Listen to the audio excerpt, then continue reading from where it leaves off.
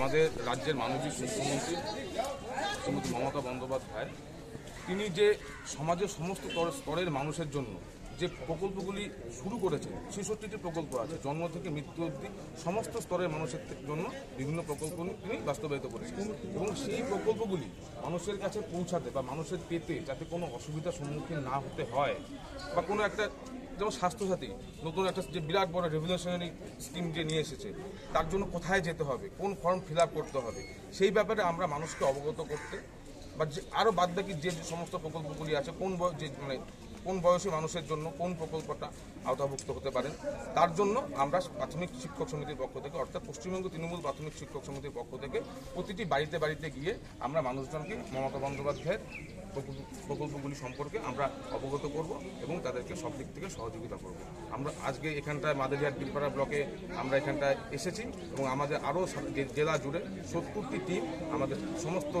ব্লকে ব্লকে বিভিন্ন আমাদের প্রাথমিক যে সাইকেলগুলি রয়েছে সেই সাইকেলগুলিতে ঘুরছে এবং আজকে থেকে শুরু হয়েছে আগামী বিধানসভা অবধি আমাদের এই প্রচেষ্টা নিরবিচ্ছিন্নভাবে কন্টিনিউয়াসলি চলবে। কোনোদিনও নির্বাচনকে সামনে রেখে না। এই যে কোভিড পরিস্থিতি হলো, সেই কোভিড পরিস্থিতিতে কিন্তু আমরা পশ্চিমবঙ্গ তৃণমূল প্রাথমিক শিক্ষক সমিতির পক্ষ থেকে শুধু টোটোভাড়া থেকে শুরু করে আমাদের আসাম যে বর্ডার আছে সেখান সংলগ্ন এলাকা কুমারগ্রাম দুয়ার, আমাদের ফালাকাটা, সব জায়গাতে কিন্তু প্রতিটা ব্লকে ব্লকে আমরা কিন্তু মানুষদেরকে আমাদের সাধ্য মতন স্বাস্থ্য সামগ্রী খাবার আমরা পৌঁছে দিয়েছি। এবং আমাদের রাজ্যের যে মাননীয় মুখ্যমন্ত্রীর যে রিলিফ ফান্ড, সেই রিলিফ ফান্ডে আমরা আমাদের সমস্ত জেলার পক্ষ থেকে কিন্তু শিক্ষকরা নিজের নিজের বেতনের থেকে 4,26,000 টাকা আমরা তুলে দিয়েছি। আমরা 64,000 টাকা তুলে দিয়েছি আমফানে যে ফান্ড রয়েছে, সেই ফান্ডে আমরা আমাদের ডিএম সাহেবের কাছে আমরা চেক তুলে দিয়েছি। এবং কোভিড পরিস্থিতিতে যাতে রক্তের সংকট দেখা দিয়েছিল, তার জন্য কিন্তু আমরা জেলার মধ্যে আমাদের প্রথম পশ্চিমবঙ্গ তৃণমূল প্রাথমিক শিক্ষক সমিতি কিন্তু ব্লাড ডোনেশন ক্যাম্পের আয়োজন করেন এবং শুধু আলিপুরদুয়ার জেলাতেও নয়, ফালাকাটাতেও আমরা ব্লাড ডোনেশন ক্যাম্পের আয়োজন করেছি। এবং আমরা সামাজিক আরও নানান রকম কাজকর্মের সঙ্গে সারা বছর ধরে যুক্ত থাকি। এবং আমার কোভিড পরিস্থিতির জন্য বিদ্যালয়গুলি বন্ধ রয়েছে,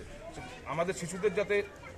পাঠদানে পাঠ গ্রহণের কোনো অসুবিধা না হয়, তাই জন্য আমরা ছোট ছোট টিম করে 7জন 8জন করে ছাত্রছাত্রীদের নিয়ে সোশ্যাল ডিস্টেন্স মেনটেন করে 1-2জন শিক্ষক বা শিক্ষিকাদেরকে দিয়ে তাদেরকে কিন্তু বিভিন্ন